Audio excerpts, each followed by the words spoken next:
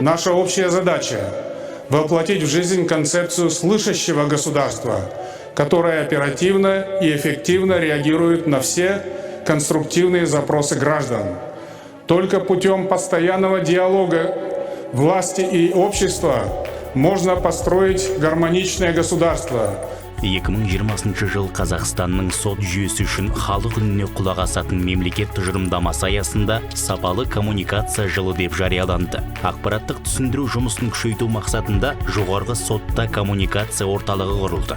Оның құрамына соттардың тәжірибелі судьялары мен баспасөз хатшылары кірді. COVID-19 пандемиясының алғашқы күндерінен бастап Қазақстан соттары жаңа жағдайға бейімделді. Азаматтардың сот арқылы қорғалуы бойынша конституциялық құқығына және процеске қатысушылардың денсаулығын сақтауға басымдық берілді. Соттар азаматтарды татуласуға үндей отырып, электронды сот ісін жүргізудің артықшылықтары мен IT-сервистер туралы ақпарат таратып, кең ауқымды түсіндіру жұмыстарын жүргізді. Егер пандемияға дейін күніне 110 процесс бейнебайланыс арқылы өтсе, бүгінде олардың саны 4,5 мыңға жетті. Соттар алғаш рет істерді жаппай қашықтан қарай бастады. Туындаған техникалық ақауларды жою үшін IT мамандар тәулік бойы жұмыс істеді. Әріптестерінің сырқаттануына байланысты судьялар мен мамандардың жүктемесі бірнеше есе артты. Мәселен, бір судья күніне 40-қа жуық істі қарауы мүмкін еді. Осынау қиын кезеңде жоғарғы сот істердің сапасын арттыруға бағытталған қызметін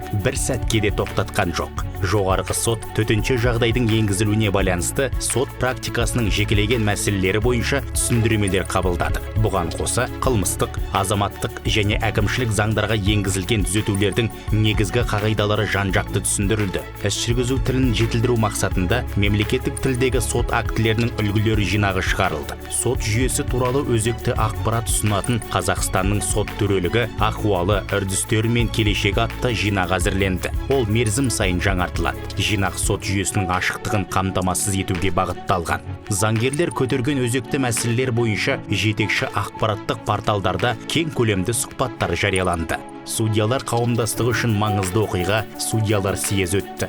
Мемлекет басшысы қатысатын мұндай құрылтайлар 4 жылда бір рет өтеді және сот жүйесінің дамуы үшін айрықша стратегиялық маңызға ие. Өткен жылы судьялар съезі онлайн форматта өтті. Әлемге тараған індет кезінде еліміздің сот жүйесі күрделі сынақтан өтті. Карантинге қарамастан азаматтардың құқықтары мен бостандығын қамтамасыз ету мәселесі күн тәртібінен түскен жоқ. Біз сот процесін ақпараттық технологияның арқасында қашықтан жүргізу форматына жедел көшірдік. Бұл ұтымды әрі оңтайлы шара болды. Коммуникация жылы күрделі жағдайда өтті. Сот төрелігінің ашықтығы мен айқындығын қамтамасыз ету үшін соттар күнделікті жұмыста бар күшін салды. Сот ақпараты күн сайын 2000-нан астам аккаунтта жарияланады. Сот өкілдері азаматтардың сұрақтарына жауап береді және заңдарды түсіндіреді. Халықпен кері байланыстың заманауи тәсілдері енгізілді. Тікелей эфирде брифинг өткізу жаңа үрдіске айналды. Брифингтің тақырыбы нақты істің қоғамда қызу талқылануымен байланысты. Сот актісін істі қараған судьяның өзі түсіндіреді. Коммуникация орталығы өзекті тақырыптар бойынша заңгерлермен, журналистермен және блогерлермен сарапшылық кездесулерді ұйымдастырып келеді. Сапалы коммуникация жылы нәтижелі өтті.